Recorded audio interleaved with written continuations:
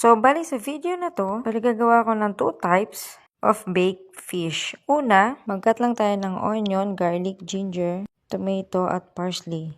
I-mince natin siya tapos maglagay tayo ng mga powder tulad ng cumin powder, turmeric, paprika, at salt. Then, mag-add tayo dyan ng lemon juice at olive oil. Sa fish nga pala, binabad ko yun sa turmeric para matanggal naman yung konting langsa niya. And then, ilalagay na natin yung minix natin kanina.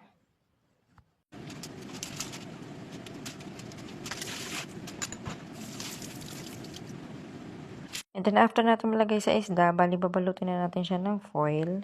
And then, titimplahan naman natin yung isang fish. Bali, nag-add lang ako dyan ng 1 tablespoon ng tomato paste, half teaspoon ng coriander, half teaspoon ng paprika, at ng 3 cloves ng ating garlic.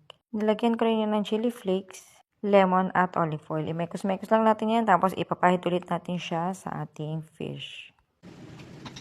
And then, nag-sprinkle lang ako dyan ng salt. And then, sa ating ensaladang talong naman, ginrilled ko lang ang ating talong, tapos in-smash ko na siya, tapos nilipat ko sa isang bowl.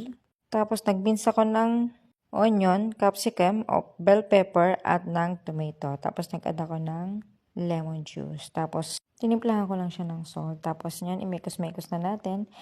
And then, nilipat ko siya sa mas maliit na bowl. Tapos, nilagyan ko siya ng space para sa olive oil para isa-serve natin mamaya.